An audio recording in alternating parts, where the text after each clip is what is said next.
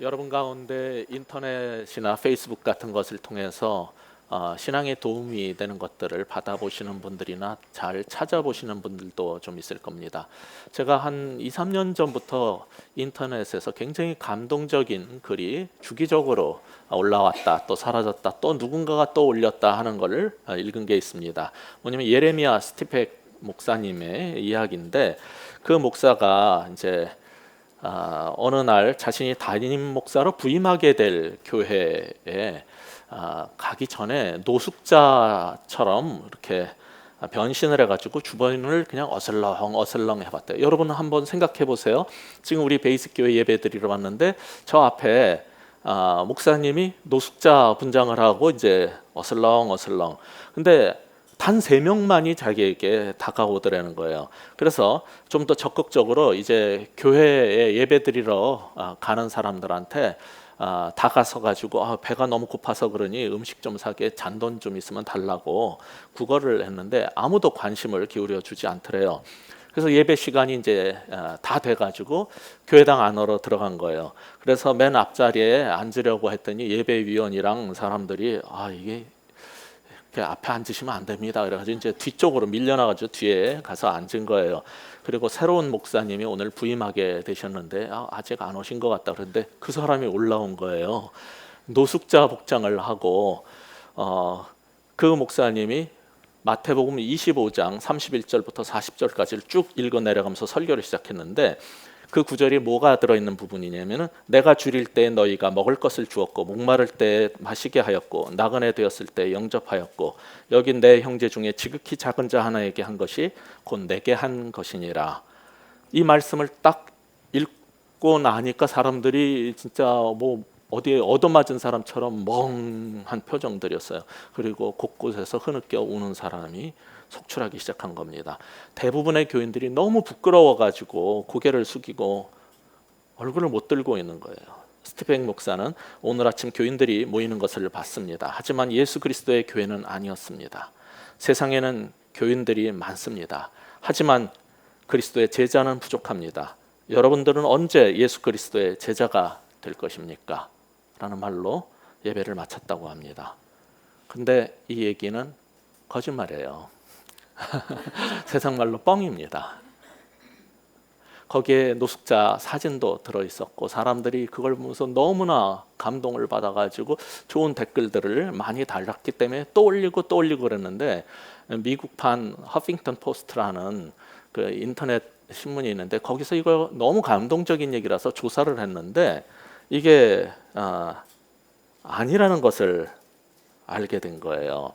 그러면서 거기에 나왔던 사진은 이제 브렛 제라드라는 사진 작가가 영국의 리치몬드에 갔다가 길거리에 노숙자를 만났는데 얘기를 걸었더니 너무 친절하고 얘기를 잘해가지고 양해를 구하고 사진을 찍어서 올렸는데 그 사진이 거기에다가 덧붙여져 가지고 계속 돌아다니게 된 거예요. 그래서 이게 실화가 아니다라고 밝혔는데도 이게 지금도 돌아다니고 있는 것 같아요.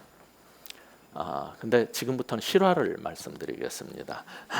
2013년 6월 미국의 제일 큰 일간지가, 전국구 일간지가 USA Today라는 신문이 있어요. 거기에 어떤 기사가 실렸냐면 테네시주의 클락스빌이라는 데에 있는 샌고 연합 감리교회에 윌리 라이라는 목사님이 부임을 하게 됐어요. 2013년 6월 23일자 그 교회 담임으로 부임하게 되는데, 그 전에 일주 전에 이제 기도하고 있는데 새벽 2시쯤에 잠이 깬 거예요. 그리고 주께서 말씀하시기를 그런 교회 담임으로 가기 전에 너는 힘들고 어렵게 사는 그런 사람들의 삶도 경험하고 무엇인가 분명한 게 있어야 되지 않겠냐라는 도전을 하신 것 같아요. 그래서 이 사람이 고민을 하다가 이제 깨가지고 부임하기 5일 전인 6월 17일 월요일 아침에 그 사모님 수지 여사한테 자기를 클락스빌 시내까지 태워다 달라 그래가지고서는 거기다 떨어뜨려 놓고 가니까 그냥 길바닥에서 자고 먹고 진짜 노숙자 생활을 하기 시작한 거예요. 월요일 아침부터. 그렇게 해서 금요일까지 하고 이제 부인이 와서, 사모님이 와서 데려가서 토요일 하루 이제 정리하고 좀 쉬고 주일날 아침에 이제 부임하게 될 교회에 갔어요. 갔는데 그 앞에 큰 나무가 있고 잔디밭이 있는데 거기에 커다란 코트를 입고 머리는 빗지도 않았죠. 수염도 깎지도 않았죠. 그냥 허름한 상태로 큰 코트를 입고 그냥 잔디밭에 누워 있었어요. 그래서 빈둥빈둥거리고 그러면서 좀 교인 중에 이 교인들이 몇 명쯤 다가와 가지고 자기한테 말을 걸고 어려운 사람들한테 도움을 줄까를 이제 기대를 하고 있었어요. 우리 교회도 금년 초에 뭐라고 그랬냐면은 우리는 선한 사마리아인이 되고 이웃에게 좋은 그리스도인이 되자는 그런 결심들을 했으니까 여러분은 어떨지 한번 생각해 보세요. 그 목사님이 부임할 새 목사님이니까 얼굴은 모르잖아요. 그래도 교회 앞에 노숙자가 빈둥거리고 나무 밑에 누워가지고 있는 거예요. 그런데 그 교회 교인이 200명쯤 되는데 계속 세봤는데 한 20명 정도가 와가지고 관심을 보이고 말을 걸고 했어요. 날이 이렇게 더운데 누가 에어컨 나오는 저 안에 들어가자가 좀 안 하나 했는데 그런 얘기하는 사람은 별로 없고 한 20여 명이 얘기를 걸고 들어갔대요. 제가 볼 때는 이건 굉장히 높은 숫자예요. 200명 교인에 20명이면 10%예요. 이 앞에 노숙자로 저나 뭐 조 목사님이나 안 목사님이 이렇게 분장을 하고 있었을 때 과연 한 100여 명 정도, 150명 정도가 친절을 베풀고 안에 들어가자고 그럴지 저는 잘 모르겠어요. 그런데 그 교회에서 20여 명이 그렇게 한 거예요. 예배 시간이 돼서 이제 올라가 가지고 성경 구절을 읽고 설교를 시작을 했는데 본문이 고린도전서 12장 12절에서 15절이었고 설교 제목은 몸에서 가장 덜 쓰이는 지체, 몸에서 제일 사용되지 않는 지체라는 제목으로 설교를 했어요. 그것은 행함이 있는 신앙을 강조하는 설교였어요. 그는 이렇게 설교를 했습니다. 우리 교인들은 매주 주일 1시간만 하나님을 섬기기 원하는 것 같습니다. 하지만 그것은 하나님의 계획이 아닙니다. 여러분은 정말 예수님처럼 살고 있습니까? 라는 설교를 한 거예요. 이 얘기는 온라인 USA 투데이 여러분이 들어가서 확인할 수 있는 실화입니다. 여러 곳에서 신문에 났던 얘기, 실제로 있었던 얘기예요. 저는 그 교회가 아주 유별나게 나쁜 교회라고 생각하지 않아요. 대부분의 교회가 아마 비슷하지 않을까 생각이 듭니다. 천당은 우리가 착하게 살아서 그 공덕을 쌓은 점수를 가지고 올라가는 데가 아니에요. 오직 믿음으로 구원받는 거지요. 맞습니다. 그런데 오직 믿음으로 구원받는다는 그 말의 전제는 뭐냐면 하나님의 은혜의 전제가 있는 겁니다. 그런데 이걸 잘못 설명한 말 중에 하나가 뭐냐면은 구원은 공짜라는 말입니다. 그러다 보니까 기독교는 대충 시간 날 때 그냥 주일 예배나 이렇게 드리고 가면 되는, 그러다가 보니까 이 기독교 신앙을 갖는다는 굉장히 편한 일이고 기독교는 그냥 거의 싸구려 신앙이 돼버린 셈이 됐어요. 우리는 그런 말을 안 씁니다. 싸구려 기독교, 싸구려 신앙 이런 말을 안 씁니다. 그러나 지금 이런 방식의 신앙생활 때문에 결국은 싸구려 교인들만 많이 만들어낸 거예요. 우리 한국 교회는. 이걸 조금 더 순화해가지고 신학적으로 표현하면은 싸구려 은혜, 값싼 은혜라는 표현이 되는 겁니다. 이것은 나치 치하에서 정말 젊은 나이에 저항을 하던 한 젊은 신학자 본회퍼라는 사람이 값싼 은혜라는 말을 쓰면서 독일 자기네 동료 기독교인들 루터교죠. 국교가 루터교이기 때문에 다 개신교인들이라고요. 그런데 나치 치하에서 그 독재와 그런 거에 대해서 이런 식으로 받아들이고 그냥 위에서 오히려 기도해주고 하는 이 태도는 잘못된 거다. 성경이 말하는 은혜와 기독교 구원은 이런 게 아니다라는 걸 설명을 하기 위해서 값싼 은혜라는 표현을 쓴 거예요. 이 얘기는 본회퍼가 그 얘기를 하고 그는 잡혀갔고 순교를 당했어요. 감옥에서 계속 투쟁을 하다가 방송에서 나와서 또 그런 잘못된 히틀러 얘기하다가 그만두라고 했는데 또 하고 그걸 또 딴 데 가서 글로 발표하고 그래가지고 결국은 순교를 당했어요. 그 이후에 굉장히 뜻있는 목사님들이 우리가 구원받는 것은 은혜로 받는 거지만 그 은혜는 값싼 은혜가 아니다라는 거에 대해서 오랫동안 얘기를 해왔건만 우리 한국 교회는 여전히 싸구려 기독교, 싸구려 신앙으로 가득하게 된 현실입니다. 이 본회퍼가 값싼 은혜를 뭐라고 설명을 했냐면 값싼 은혜는 회개를 요구하지 않고 용서를 선포하는 것이고 교회 권징은 없이 세례만 베풀고 고백은 없이 성찬식을 하는 것이다. 값싼 은혜는 제자도 없는 은혜이고 십자가 없는 은혜이고 예수 그리스도 없는 은혜이다 라고 전곡을 정확하게 찌른 거죠.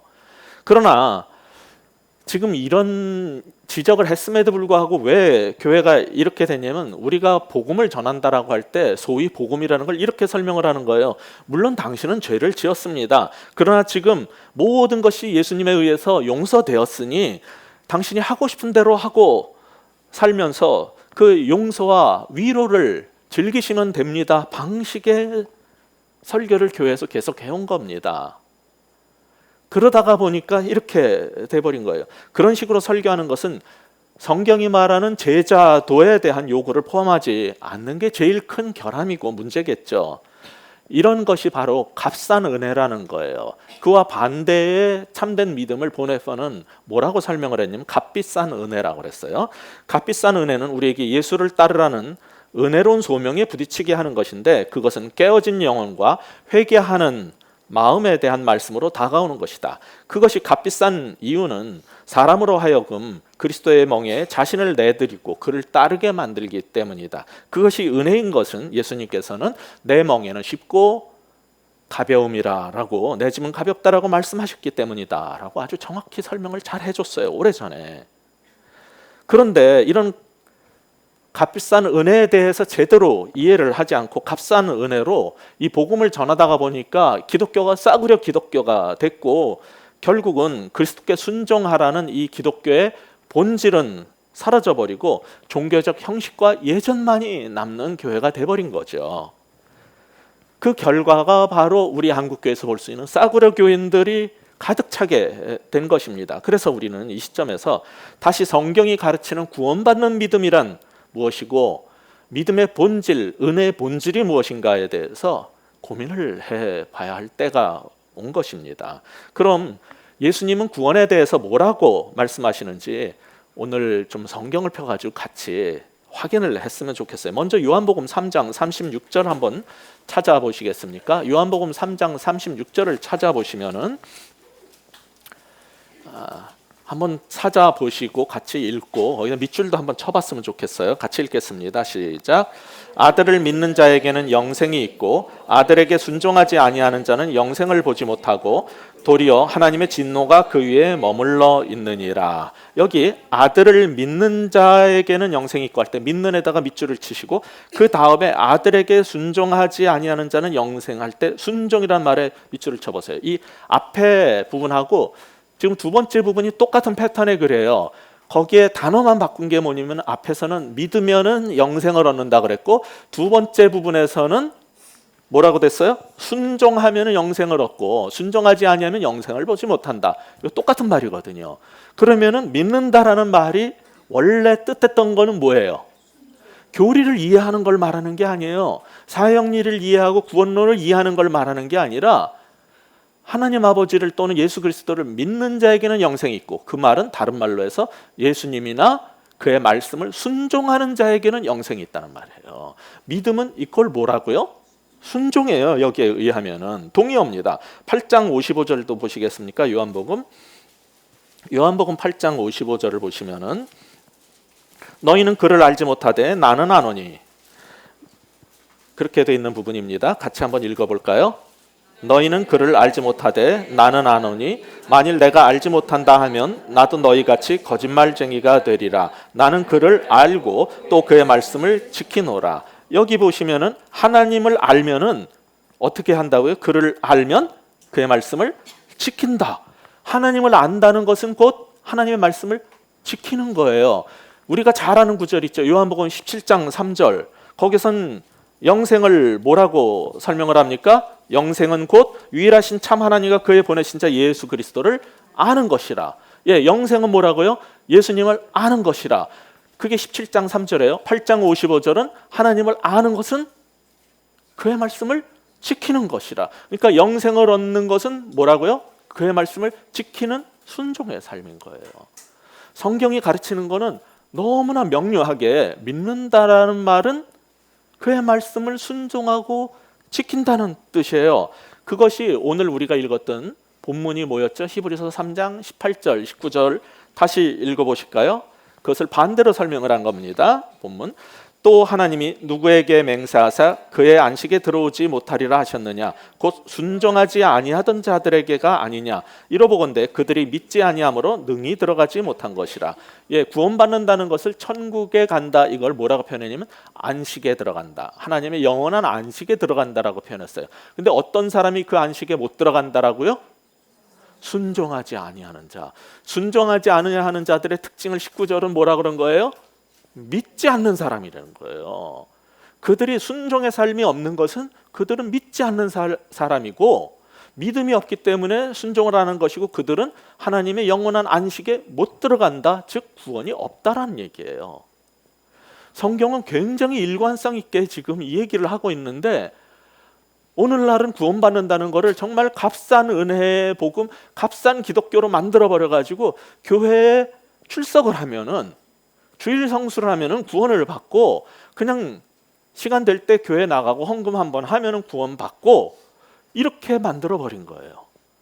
그 결과 기독교는 싸구려가 됐고, 싸구려 교인들만 가득한 교회를 만들어 놨다는 거죠. 그러니까 교회 망하게 된 건 누가 한 거냐면 저 같은 목사들이 한 짓이에요. 기독교를 싸구려로 만들어 버렸기 때문에 교인들도 망하고 교회도 망하게 만들고 이제 큰일이 나게 된 거죠. 그러면 저 같은 목사들도 회개해야 되겠지만은 여러분 교인들도 지금 정신을 차려야 되는 게 뭐냐면은 성경이 말하는 구원받는 믿음이 무엇인지를 분명히 알고 그에 따른 신앙생활을 하셔야 돼요. 값싼 그런 기독교, 값싼 은혜의 기독교는 성경이 말하는 신앙이 아닙니다. 따라서 이 본문이 말하는 건 불신앙이라는 것은 불순종의 삶이고, 그것은 믿음 없으면 안식에 못 들어간다, 이 얘기이기 때문에 이 본문을 통해서 우리에게 주고자 하는 하나님의 교훈은 뭐냐면, 구원받는 믿음은 그의 하나님 말씀에 순종하는 삶이다, 이거예요. 굉장히 단순한 얘기인데 구원받는 믿음은 그의 말씀에 순종하는 삶이다. 이걸 잊으시면 안 되는 거예요. 물론 우리 어떤 사람도 완벽하게 순종할 수 있는 사람은 없습니다. 그러나 참된 신자들 속에는 하나님의 뜻을 따르려는 바람이 언제나 솟구쳐 올라오고 있었어요. 그것을 우리가 지난주에 봤던 본문에 의하면 성령의 소욕이라고 그래요. 갈라디아서 5장에 보면은 우리 속에는 성령의 소욕이 일어난 거예요. 거듭날 때, 예수님을 믿을 때 성령께서 우리 가운데 들어오셨어요. 그 성령께서는 우리 속에 선한 소욕을 일으키셔서 하나님의 뜻을 행하려고 해요. 근데 우리 육체의 소욕은 끊임없이 성령의 소욕하고 갈등을 일으키고 충돌을 일으켜서 우리의 삶 속이 전쟁터가 돼버린 거죠. 그래서 지난번에도 봤지만 로마서 7장 18절에 보면 내 속 곧 내 육신에 선한 것이 거하지 아니하는 줄을 아노니 원함은 내게 있으나 선을 행하는 게 없노라. 그 말을 부정적으로만 보지 마세요. 속에 뭐가 있다고요? 내 속에 하나님의 뜻을 행하려는 원함이 있다는 거예요. 정말로 거듭난 사람은 다 그게 있어요. 주님께 순종하려는 열망, 이게 없으면 당신은 거듭난 사람이 아닙니다. 여러분의 마음속에 하나님의 뜻을 따라 순종하고 싶은 그 갈망, 디자이어가 없다면 여러분 성령을 받지 않은 사람입니다. 방언을 해도, 불교에도 방언이 있다니까요. 이슬람에도 있어요. 토속 신앙에도, 아프리카 가도 남미에 가도 방언, 예언 다 있습니다. 병 고치는 것 다 있습니다. 그게 여러분을 구원받았다는 증명을 해주지 않습니다. 성령은 거룩한 영이기 때문에 내 속에 성령의 열매를 맺고자 하기 때문에 내 속에 하나님의 뜻을 행하려는 소원을 두십니다. 그래서 그 순종하려는 마음이 있는데 그게 잘 안 되는 게 괴로움인 거죠. 그래서 사도 바울은 로마서에서 복음을 뭐라고 설명을 했냐면은, 복음은 그냥 믿는 거다라고 말하지 않아요. 복음은 순종해야 될 것으로 표현을 합니다. 로마서 10장 16절을 보면은 그러나 그들이 다 복음을 순종하지 아니하였노라 그래요. 복음을 순종해야 될 것으로 봅니다. 복음은 그냥 이해하는 게 아니에요. 뭐 박옥수파나 구원파나 이런 데 가면 성경 공부 시켜가지고 이제 깨달았느뇨 해서 깨달았으면 넌 구원받은 거다. 아직도 깨달음이 없냐, 넌 구원 못 받았다 하는데, 지금 구원파만 그런 게 아니라 상당수의 정통교회에서 그렇게 하고 있어요. 아니에요. 십자가의 대속의 교리를 신학적으로 심오하게 깨달아도 구원을 못 받아요. 깨달음으로 받는 게 아니에요. 복음은 순종하는 거예요. 그것이 처음 그리스도인들의 삶의 모습이었어요. 반대로 구원 없는 믿음은 어떤 사람들을 구원받지 못한 사람이라고 하냐면 데살로니가 후서 1장 8절을 찾아보시면은 이런 구절을 읽을 수 있을 거예요. 하나님을 모르는 자들과 우리 주 예수의 복음에 복종하지 않는 자들에게 형벌을 내리시리라. 복음은 깨닫는 거 아니에요. 복음은 믿는 거 아니에요. 복음은 복종해야 되는 거예요. 복음을 복종하지 않는 사람들에게는 형벌이 있을 거라고 분명히 가르치고 있어요. 그거를 싸구려 기독교로 만들어가지고 무슨 도를 통하고 뭘 깨닫는 수준으로 전락을 시켜버린 거예요. 형이상학적 종교화시킨 거예요. 복음은 내가 순종해야 될 진리지, 그것은 살아있는 실체지, 머리로 이해를 했는데 사는 건 그냥 옛날식으로 산다. 그 구원 못 받은 겁니다.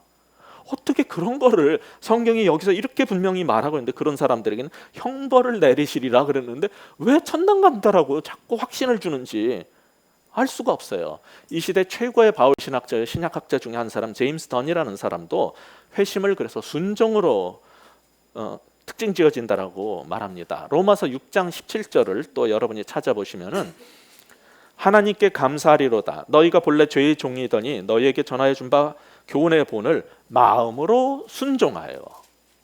예, 이 복음을 어떻게 한다고 그러냐면 마음으로 순종하여 죄로부터 해방되어 의에게 종이 되었느니라. 복음에 대한 거를 뭐라고 표현하냐면 마음으로 순종하는 것으로 표현해요. 행동 이전엔 마음이 먼저 따라야죠. 마음으로 순종하고 행동은 순종의 삶으로 표현돼야 되는 겁니다. 이처럼 구원받는 믿음은 이 말씀에 비추어서 보면은 순종하는 삶인데 자꾸 이런 얘기를 많이 들어서 순종한다는 게 뭐냐? 너무 추상적으로 들릴지 모르겠어요. 그거를 우리가 잘 아는 복음 구절 몇 구절하고 비교해서 다시 생각을 해보십시다. 여러분이 잘 아는 구절에 요한복음 5장 24절을 보면 내가 진실로 진실로 너희에게 이르노니 내 말을 듣고 또 나보내신 이를 믿는 자는 영생을 얻었고 심판에 이르지 아니하나니 사망에서 생명으로 옮겼느니라 그랬죠. 믿는 자는 영생을 얻었고, 그래서 믿어야지 영생을 얻는다. 맞습니다. 요한복음 5장 24절 말씀이죠. 맞습니다. 이거랑 똑같은 말씀을 서신서 가서 요한 1서 3장 14절에서 합니다. 요한 1서 3장 14절 찾아서 확인해 보실래요? 요한 1서 3장 14절 찾으신 분들은 같이 읽어보겠습니다. 시작. 우리는 형제를 사랑함으로 사망에서 옮겨 생명으로 들어간 줄을 알거니와 사랑하지 아니하는 자는 사망에 머물러 있느니라. 자, 누가 사망에서 옮겨 생명으로 들어간다고 했냐면 요한복음 5장 24절에서는 믿는 자는 영생을 얻고 사망에서 생명으로 옮겼느니라 그랬어요. 믿는 자는. 요한일서 3장 14절에서는 형제를 사랑함으로 사망에서 옮겨 생명으로 들어간다라고 그랬어요. 그러면은 믿는다는 말은 또 요한일서 3장으로 다시 표현하면 무슨 뜻이에요? 형제를 사랑하는 거랑 이꼴로 쓰잖아요. 똑같은 패턴의 문장이에요.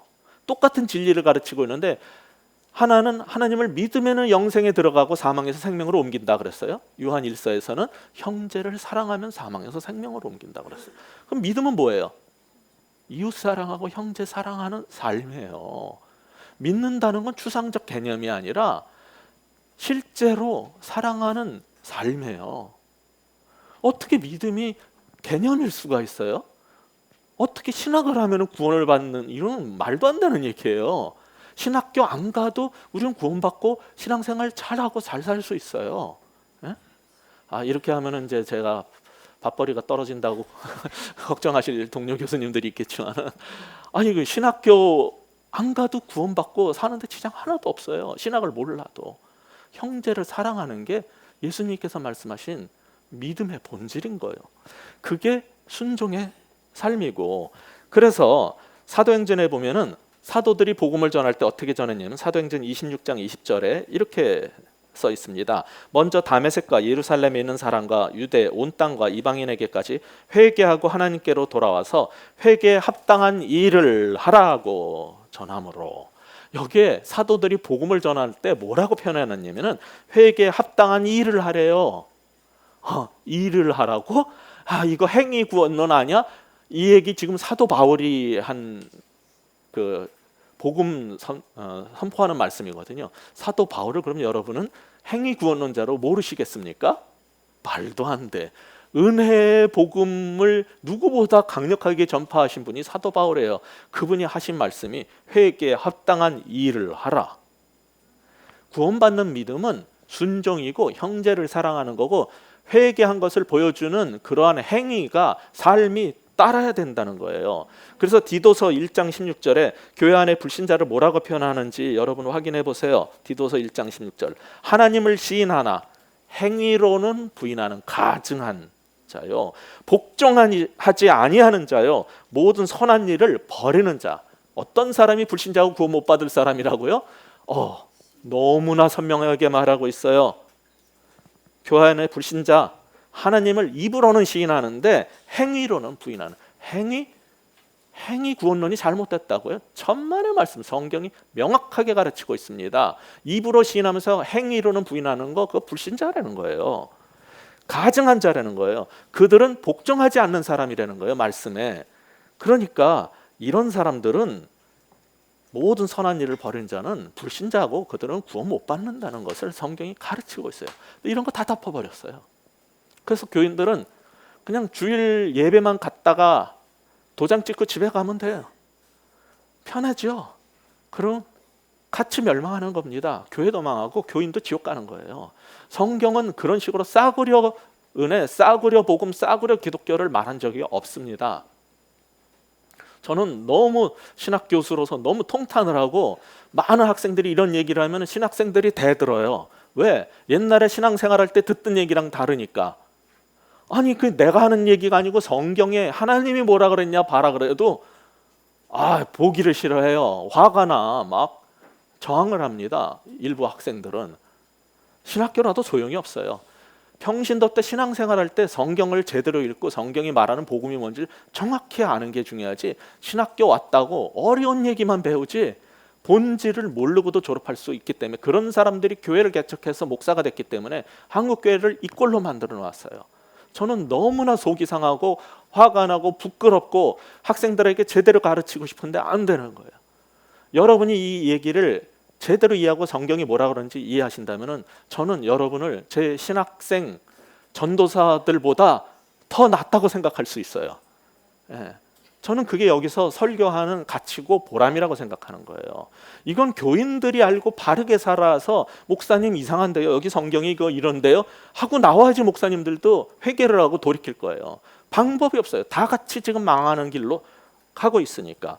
그럼 우리가 첫째 본 게 뭡니까? 구원받는 믿음이란 순종의 삶이다. 두 번째, 구원받는 믿음이란 행함으로 증명되는 삶이라는 거예요. 순종이 뭡니까? 행동이라는 거예요. 행함으로 보여주는 삶이에요. 이런 관점에서 사도 바울은 자신을 뭐라고 소개하냐면 로마서 1장 5절을 보시면은 자신의 사도직의 목적을 이렇게 설명합니다. 그로 말미암아 우리가 은혜와 사도의 직분을 받아 그의 이름을 위하여 모든 이방인 중에 뭐라고 써 있는지 아세요? 그 다음에 믿어 순종하게 하라. 사도 바울이 왜 부름을 받았다고요? 자기가 해야 할 일이 뭐라고요? 사람들에게 믿어 순종하게 만드는 게 내 사도의 목적이라는 거예요. 믿고 순종하게 못 만들면은 하나님의 종으로 부름받은 그런 본분에 어긋나는 삶을 사는 겁니다. 분명히 말하고 있어요. 믿어 순종케 하려고 나는 사도로 부름받았다는 거예요. 믿음은 순종하게 만드는 거예요. 이 부분뿐 아니라 사도 바울은 데살로니가 전서 1장 3절에서도 또 다른 서신서에 처음 시작할 때도 이 얘기를 또 강조합니다. 너희의 믿음의 역사와 사랑의 수고와 우리 주 예수 그리스도에 대한 소망의 인내를, 믿음의 역사, 역사는 히스토리가 아닙니다. 역사는 워크예요, 영어로. 믿음의 일, 그 말이 싫은 거죠. 믿음은 어떻게 일이랑 같이 움직일 수 있어? 이게 싫겠지만, 역사라는 말을 쓰지만은 이거는 믿음의 일입니다. NIV 성경은 Your work produced by faith. 믿음에 의해서 생산된 당신의 일이 하나님 나라의 일이 사역이 왜 잘못된 겁니까? 이런 하나님의 일이 없이 내가 믿음이 있다라고 말하는 건 거짓이에요. 한국 교회는 참된 하나님을 향한 그 사역 없이 잡일을 계속하게 교회에서 잡일을 하게 만들어서 거기에 대한 부작용이 생겼지만은, 그래서 반작용이 생긴 건 이해하지만은 성경이 말하는 것은 믿음은 역사하는 것이고 믿음은 일이고 믿음은 워크를 생산해내는 것입니다. 이것이 성경이 정확하게 가르치고 있는 부분이에요. 이건 사도 바울만 그런 게 아니에요. 초대교회에서 제일 큰 사도로 칭송을 받았던 사람이 베드로죠. 베드로 전서 1장 2절 상반부를 보면은 이렇게 말합니다. 곧 하나님 아버지의 미리 하심을 따라 성령이 거룩하게 하심으로 순종함과, 자, 이 세 번역은 여러분을 순종하게 하고 이렇게 번역을 했어요. 예수 그리스도의 핏부림을 얻기 위하여 택하심을 받은 자들에게 편지하노니. 자, 지금 베드로는 뭐라고 말하냐면은 예수님께서 여러분들을 택하셨다. 그리고 성령을 주셨는데 왜? 여러분을 택하고 성령을 주신 목적이 뭐라고요? 순종하게 하려고. 그 뜻이에요, 이 구절이. 왜 우리를 택하고 왜 성령을 주셨어요? 순종하게, 믿음의 일을 하게 만들려고. 성경은 너무나 일관성 있게 계속 얘기해요. 반대로 구원받지 못할 자들을 뭐라 그러냐면 베드로서 2장 7절에 무법한 자들과 음란한 행실로 말미암아 고통당하는 의로운 롯을 건지셨으니 이는 의인이 그들 중에 거하여 날마다 저 불법한 행실을 보고 들으므로 그 의로운 심령이 상함이라. 주께서 경건한 자는 시험에서 건지실 줄을 아시고 불의한 자는 형벌 아래 두어 심판날까지 지키시리라. 구원받지 못할 자들의 특징을 무법하고 음란한 행실, 행함이 없는 사람, 믿는다고 말하면서 세상 사람랑 똑같이 개판으로 사는 사람, 이들은 멸망받을 자, 불신자라고 말하고 있어요. 교회를 다니고 세례받았다는 게 중요하지 않아요. 기독교 국가에서 태어나서 영세를 태어날 때부터 받고 살아도 지옥 가는 거예요. 성경은 너무나 이런 것들에 대해서 정확하게 말하고 있고, 그거를 아까 우리가 읽었던 히브리서 본문 3장 18, 19절은 이스라엘 사람들한테 하는 얘기예요. 불순종은 믿음 없음의 증거고 그들은 안식에 못 들어간다. 안식은 첫째로는 그 당시의 사람에게는 약속의 땅 가나안에 못 들어간다. 그 증거로 여러분 본문 앞에 16, 17절을 보세요. 어떻게 됐어요? 위대하신 목사님 중에 최고의 목사님인 모세 목사님을 따라서 40년간 신앙생활을 했는데 그 사람들을 광야에서 다 죽였어요. 왜? 불순종의 사람들이기 때문에 그들을 다 멸망시켜버리고 순종의 영을 가진 사람만 약속의 땅으로 데려가겠다는 거예요. 그거를 증거로 제시하고 16, 17절에서 제시하고 저들이 약속의 안식에 들어가지 못한 이유가 뭐냐? 불순종해서다라고 얘기하는 거예요. 그 약속의 안식의 땅은 그들에게는 가나안이었고 우리에게는 새하늘과 새 땅인 예루살렘 천국이에요. 불순종하는 사람은 못 들어갑니다. 그거는 그냥 경고가 아니에요. 그러므로 우리가 어떻게 살아야 된다는 걸 가르치는 거예요?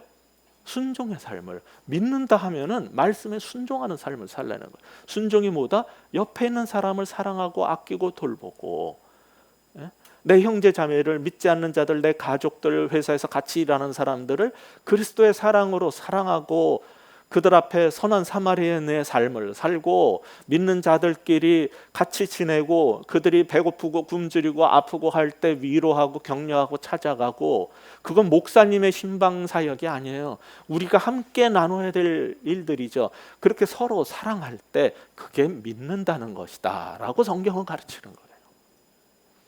이렇게 되면은 너무 어려워. 신앙생활이 이게 속았어요. 구원은 공짜고 이게 다 은혜로 하는 거고 다 이게 쉽다고, 불교나 이런 거처럼 그렇게 고생 안 해도 된다고 들어서 그냥 왔는데 이제 와가지고 이러시깁니까? 참, 이 약 올릴지 모르겠는데 어떡하겠어요. 속이면서 손님 끊는 것도 한두 해지. 이제 망하게 됐는데. 그리고 이제 목사들도 정신 차려야 되지 않겠습니까? 이렇게 해서 큰 교회 만들어 놓고 천국 가느냐? 그 앞에 가가지고 진탕 야단먹고 너부터 나가라 그런 소리 들으면 안 되니까 목사들도 이제 회개해야 돼요. 사실은 교인들이 근데 저거 가짜 복음이야 이걸 분별을 할 수 있어야지. 그런데 안 따라다니죠. 이렇게 믿음과 순종 삶은 분리될 수 없는 거예요. 믿음 이꼴 순종이고 이꼴 행함이고 형제 사랑이고, 성경은 그렇게 만들어져 있어요. 그게 우리가 말하는 믿음인데, 생각해 보면 아유, 순종의 삶 너무 어렵지 않습니까? 이런 생각이 드실 거예요. 그런데 구원받는 참된 믿음이라는 것은 순종이라는 것을 어떤 조건으로 충족시켜야 구원받는 그런 수행의 종교가 아니에요. 우리가 잘 알잖아요. 우리는 은혜로 구원받는다. 그 말이 무슨 뜻이냐면은 이런 뜻입니다. 우리가 하나님을 참으로 사랑하게 되면은 그냥 자연스럽게 그분이 원하는 삶을 살게 되는 거예요. 제가 보니까 연예인들마다 팬클럽이 있더라고요. 그 우리 교회도 우리 조정민 목사님 팬클럽은 좀 있는 것 같은데, 우리 불쌍한 안 목사님이랑 저의 팬클럽은 아직 저는 팬클럽 없어도 돼요. 예. 뭐저 팬 만들려면 제가 딴 거 했어요. 뭐 굳이 목사 돼가지고 그럼 조 목사님도 분명한 그게 있을 텐데, 많은 사람들이 정말 팬처럼 따라다니게 되면은 목사인 우리도 괴로워지는 거예요. 근데 제가 요새 가만 보니까 연예인들마다 이 팬클럽을 늘리기 위해서 정말 애를 쓰고 많은 서비스들도 하더라고요. 근데 어떤 연예인은 굉장히 거만하고 거친데도 그렇게 많이 쫓아다녀요. 그 중에서 최고의 팬클럽들을 사생팬이라고 그러는데요. 그래서 나는 죽기 살기로 따라다니는, 사생 결단하고 따라다니는 놈들이구나 그랬어요. 저것들이 학교도 안 가고 저 뭐 하는 거냐. 한자로 보니까 사생활까지 다, 일거수일투족을 다 따라다니는 개인적 생활을까지 다 쫓아다니는 사람을 사생이라고 그러는 거예요. 저도 요번에 처음 알았어요. 설교하기 전에 확인해야 되잖아요. 그냥 주워 들은 소리 하면 안 되니까. 그랬더니 그 사생 팬들이 있는데, 처음에는 쟤네들 학교도 안 다니고 참 뭐 하는 짓이야. 돈을 줘도 못할 짓인데 했는데, 제가 발견한 게 있어요. 걔네들은 그 연예인을 정말 너무 사랑해. 너무 좋아. 너무 좋아가지고 돈 주고 시켜도 못할 짓을 하고 다니는 거예요. 그냥 밤을 새고 집 앞에 있다가 아침에 나오면 깍거려주고, 뭐 생일이라면 선물, 뭐 어디 공연 간다 그러면 도시락 싸다가 갖다 바치고, 뭘 좋아하는지를 다 조사해서 하는데, 그거를 내 팬클럽에 들어오려면 제 1조 내 도시락을 싸올지니라 2조 하루도 빠지지 말고 문 앞에 서 있을지어다, 이런 걸 써놓으면 누가 순종을 해요? 못해요. 근데 걔네들이 그렇게 살 수 있는 이유는 너무 그 연예인을 좋아하는 거예요. 너무 사랑하기 때문에. 이거는 순종하는 게 말이 순종이지 그냥 좋아서 하는 짓이지, 이거는 계명이 아니에요. 율법이 아닌 거예요. 그러면 우리 속에 하나님을 향한 진정한 사랑이 있다면은 우리는 하나님을 기쁘시게 하기 위해서 살고 싶은 거지, 순종하라고 그랬다고 순종하는 게 아니에요. 근데 옆에서 이렇게 보니까 전혀 하나님 말씀도 안 듣고 하나님을 사랑하는 것도 없고 그를 따라 사는 것도 없고, 근데 네가 날 사랑한다, 거짓말 마, 이거죠. 그러니까 성령을 받으면은 선한 일에 대한 소욕이 올라오고 그를 기쁘시게 하고 싶고 하나님을 사랑하는 마음 때문에 그렇게 살고 싶어서 그런 거지, 누가 시켜서 하는 게 아니에요. 그러니까 이거 참 어렵네, 나는 말씀대로 사는 게 너무 힘들어, 나는 어떻게 하나님 말씀만 순종하고 살지, 이러는 사람들은 고민해 보셔야 돼요. 내 속에 하나님 사랑이 있는가? 너무나 많은 기독교인들이 연예인 팬클럽만도 못한 거예요 지금. 그러니까 이 사람들은 교회에 그냥 앉혀놓고 공연을 해주고, 그리고 입장료 뭐 그냥 10,000원씩, 뭐 오늘은 영 시원치 않아 설교가, 그럼 5,000원, 뭐 이렇게 하면서 사람 모아놓은 거는, 이건 싸구려 기독교를 만들어 놓은 거죠. 정말 하나님을 사랑한다면 즐거이 하나님의 뜻을 따라서 그렇게 살고 싶어지는 거예요. 그냥 뭐든지 해드리고 싶고 그냥 하고 싶어서 사는 거지, 뭐 순종이 그렇게 어려워. 그게 어려우면 먼저 회개해야 될 건 순종하지 못한 이 죄를 용서하여 주옵소서가 아니라, 하나님 당신을 그렇게 뜨겁게 사랑하지 못하는 것을 용서해 주십시오. 내 속에 하나님을 향한 사랑이 없다는 것을 불쌍히 여겨 주십시오. 이게 선행돼야 될 일이지, 하나님 사랑 없는 사람한테 무슨 순종하라 얘기를 하는 게 무슨 가치가 있겠습니까? 아니 팬클럽이 아닌 사람들이 가득 모여 있는데 자꾸 뭐 해와라 뭐 해와라, 이거는 넌센스 아니겠습니까? 그러니까 우리는 진짜 하나님을 사랑해야 되는 거예요. 여러분은 하나님을 그렇게 사랑하십니까? 저 시작할 때 그 테네시주의 센고 교회에 그 라일 목사님, 윌리 라일 목사님 얘기를 했어요. 저는 그렇게 한 번도 못 해봤어요. 저는 그 정도로 막 노숙자로 가서 그 정도까지 하나님을 사랑하고 순종하는 거는 못 해봤어요. 근데 제가 고등카넬에서 신학교 다닐 때 수업 중간에 이제 그 구약 교수 중에 정말 이 시대 최고의 구약학자 중에 한 사람이 메리디스 클라인이라는 교수가 있었어요. 그 교수님 수업이 좀 어려워요. 쉬는 시간에 나가서 질문을 했어요. 이게 난 이해가 안 간다. 이게 어떻게 된 거냐라고 질문을 하면서 이렇게 쳐다보는데 목사님 교수님 와이셔츠에 여기가 너덜너덜 달아가지고 실밥이 이렇게 다 나와 있는 거예요. 제 마음에 이렇게 세계적인 신학자가 책도 수십 권을 냈고 학회에서 글을 최고의 웨스트민스터 신학 저널 같은 거를 막 그 사람이 젊은 나이에 막 맡겨줄 정도 천재적인 신학자고 훌륭한 목사님이 수십 년간 신학 교수로 살은 분인데 어떻게 저렇게 다 떨어진 와이셔츠를 그대로 입을 수 있을까? 그래서 제가 질문을 해놓고 교수님이 대답을 해주는데 그건 안 들어와요. 이게 너덜너덜한 이거만 보면서 결심을 했어요. 나도 우리 교수님처럼 살아야지. 나도 검소하게 정말 비싼 옷, 새 옷 내가 돈이 있어도 그렇게 안 살 거야. 그 교수님 퇴근하는데 보니까 다 떨어진 차 덜덜덜덜 하는 커다란 그 낡은 차를 타고 가시는 거예요. 그래, 나도 교수님처럼 차 자주 안 바꾸고 오래 탈 거고 교수님처럼 와이셔츠 달아도 입을 거고 그렇게 결심을 했어요. 그리고 저는 그렇게 살았어요. 그리고 담임 목회를 할 때도 정말 오래된 셔츠도 그냥 빨아서 깨끗하게 달아달라고 해서 또 입고 그렇게 살았어요. 그런데 어느 날 교인이 한 분이 조용히 찾아오셨어요. 목사님, 저희가 사례비 다 드리는데 이렇게 구질구질하게 입고 다니셔서 우리를 망신시키십니까? 저는 그리스도를 따라서 검소하게 이건데 교인들은 아니 사례비 받아가지고 도대체 뭐 하시길래 다 떨어진 옷 입고 다녀가지고 꼭 우리 교회 사례비 안 드린 것처럼 만드는 걸까? 이 생각을 한다는 걸 처음 알았어요. 그래가지고 많이 고민을 했어요. 그리고 나가지고 결심을 했어요. 그래, 가난한 자들에게 복음을 전하기 위해서는 가난하게, 그리고 부유한 자들에게 복음을 전하기 위해서는 너무 쉬워 이거는 부유하게 나도 살으라. 그랬더니 편하더라고요. 그러나 내 마음속에는 항상 걸리는 거예요. 나도 주님처럼 살고 싶고, 나도 사도 바울처럼 살고 싶고, 나도 주의 종들처럼 살고 싶은데 나는 이미 너무 익숙한 변명으로 일관하면서 나는 너무 잘 살고 있는 거예요. 오늘도 이렇게 잘 살아요. 이것도 비록 아울렛에서 샀지만은 전에 제가 입고 있었던 옷은 3만 원 주고 산 거예요. 이것도 아울렛에서 다 해 지나가고 이런 거지만 깨끗하게 입으려고 노력을 하는 이유는 이제 사람들한테 패기치지 않으려고. 그러나 제가 정말 비싼 옷, 좋은 식으로 살 수 있어도 그렇게 살면 안 되는 이유는 내가 나 자신을, 내 속에 있는 모든 욕심과 내 소욕들을 그리스도와 함께 십자가에서 못 박아 버렸고 주를 위해 살고 그리스도의 십자가를 지고 사는 것이 주의 종의 길이라는 걸 알고 그 일을 시작했기 때문에 그렇게 사는 거예요. 여러분이 안 되겠다 그러면 저는 고칠 거예요. 더 못 살아라 그러면 못 살아야 되고, 그렇게 구질구질하게 살지 말아 그러면 좀 더 여러분한테 패기치지 않고 살려고 해요. 그러나 제 마음속 가장 깊은 곳에서 올라오는 거는 나도 바울처럼 살고 싶은 거예요.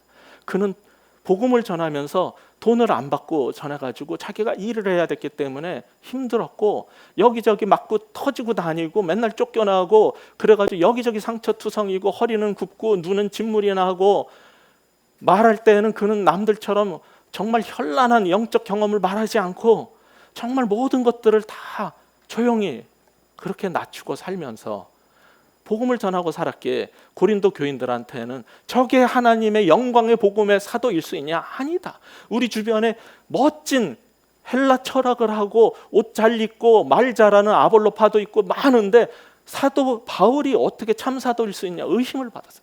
그래서 그는 고린도 후서를 써야만 했어요. 그게 우리가 마땅히 걸어야 되는 길이라면 저는 그렇게 걸을 것이고, 저는 그것이 목사만의 부르심이라고 생각하지 않아요.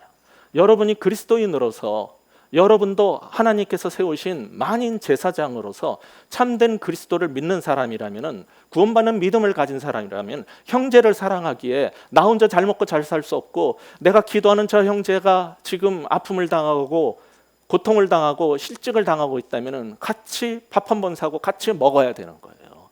내가 누릴 수 있는 것들을 어느 선에선 포기를 해야 되는 거고 같이 나눠야 되는 거예요. 그럴 때 선한 사마리인이 될 수 있는 거지, 내 것을 다 찾아가면서 어떻게 남을 돕고 선한 삶을 살 수 있어요? 그것은 굉장히 넌센스고 말이 안 되는 얘기고 굉장히 논리적으로도 아주 비논리적인 얘기죠, 이거는. 근데 그것이 너무 쉽게 당연하게 와닿을 수 있는 거는, 이거는 값싼 은혜 때문에 그래요. 근데 우리에게 베풀어 주신 그 은혜가 정말 그렇게 값싼 은혜입니까? 구원은 공짜입니까? 천만에요. 여러분, 지난주 월요일날 현충일이었습니다. 현충일에 우리는 이 나라를 지키기 위해서 돌아가신 순국선열들을 기억하는 날로 지킵니다. 근데 우리가 이렇게 자유를 얻기 위해서, 여러분 미국의 육군사관학교 웨스트 포인트에 가면은 거기에 졸업생들 쫙 명단을 새겨놨어요. 거기에 1950년 거기에 뭐라고 돼 있냐면은 우리 웨스트 포인트 졸업생들의 비운의 기수다 그러면서 365명이 임관해서 110명이 사상을 했는데 41명이 한국전에서 전사한 거죠. 거기에 이렇게 써놨습니다. 1950에서 53년 알지도 못하고 만난 적도 없는 나라의 국민을 지키기 위하여 부름에 응한 아들과 딸들에게 조국은 경의를 표한다. 우리는 어떻게 생각할지 모르지만 미국 사람들은요, 알지 못하는 나라에 조국의 부르심을 받고 나가서 목숨을 바친 그들에게 우리는 경의를 표한다 그랬어요. 여러분 워싱턴 DC에 가면은 한국전 참전용사 공원이 있어요. 그 공원에 분수대 옆에 벽에도 바닥에도 새겨 있습니다. Freedom is not free. 자유는 공짜가 아니라는 거예요. 우리가 누리는 이 자유를 위해서 누군가는 목숨을 바쳤어요. 우리가 누리는 이 민주의 자유를 위해서, 저는 그때 1987년에 미국에서 편안하게 공부하고 있을 때 최루탄 쏟아지는 거리에 넥타이 부대들이 뛰쳐나가가지고 거기에서 독재 타도를 외치고 민주화, 대통령 직선제를 외치면서 누군가 한 거를 했기 때문에 우리가 지금 대통령을 뽑고 자유를 누리고 민주를 누리는 거예요. Freedom is not free. 자유는 공짜가 아닙니다. 우리는 공짜로 구원받는다고요? 아니에요. 우리에게 은혜로 구원을 받고 공짜로 구원을 받게 하기 위해서 누군가가 죽었어요. 그 누군가가 누구냐면은 하나님입니다. 그 하나님의 아들이 친히 오셔서 우리를 구원하기 위해서 자기 몸을 바치시고 자기 생명을 바치고 십자가에서 자기를 내드린 거예요. 이 은혜가 공짜 은혜, 값싼 은혜 같습니까? 아니에요. 무엇과도 바꿀 수 없는 가장 값비싼 은혜를 받은 거예요. 이 기독교 구원은 공짜가 아닙니다. 이것은 돈으로도 살 수 없고 누구도 대신할 수 없는 가장 위대한 창조주 하나님이 우리를 위해서 자신의 목숨을 바침으로써 우리를 구원한 것이기 때문에 이것은 공짜 싸구려 기독교가 아닙니다. 이것은 값싼 은혜일 수가 없는 거예요. 이것은 무엇과도 바꿀 수 없는 값비싼 은혜인 것입니다. 그 값비싼 은혜를 깨닫고 우리의 정말 구원받는 이것을 위해서 누군가가 값을 치렀다는 것을 안다면 우리도 사랑하는 사람들을 위해서 값을 치를 수 있어야 돼요. 우리도 십자가를 질 수 있어야 되고 그들을 순종함으로 행함으로 사랑할 수 있어야 될 것입니다. 그게 바로 성경이 말하는 구원받는 기독교, 이것이 바로 성경이 말하는 구원받는 믿음입니다. 이 믿음에 분명하게 응답할 수 있는 우리 모두 되시기를 주의 이름으로 축원합니다. 기도하시겠습니다. 하나님 아버지, 너무나 많은 사람들이 값싼 은혜를 의문하고 결국은 공짜로 받는 구원이라는 인식 속에서 기독교를 망하게 하고 교회를 무너뜨리고 싸구려 교인들을 가득 차게 만들어 놓았습니다. 아버지여, 이 시간 무엇이 구원받는 믿음인지, 무엇이 은혜인지 주여 우리 마음속에 일깨워 주시옵소서. 우리에게 정말 그렇게 아무 행함 없이 받는 구원과 은혜를 위해서 누군가가, 아니 가장 존귀한 분이 나를 위해 돌아가셨고 십자가를 지셨다는 이 사실을 잊지 않게 하여 주시옵소서. 그 값진 희생을 우리가 값싼 은혜로 만들지 않게 하여 주시옵소서. 아버지여, 우리의 믿음이 정말 값싼 그러한 기독교로 전락되지 않도록 분명한 하나님에 대한 사랑과 순종이 있고 말씀에 대한 순종이 있는 구원받는 믿음의 사람들 모두 되게 하여 주시옵소서. 이 은혜, 정말 이 은혜에 감격하면서 오늘도 주님께 사랑을 고백할 수 있는 우리 모두가 되기를 원합니다. 주여 도와주시옵소서. 예수 그리스도 이름으로 기도합니다.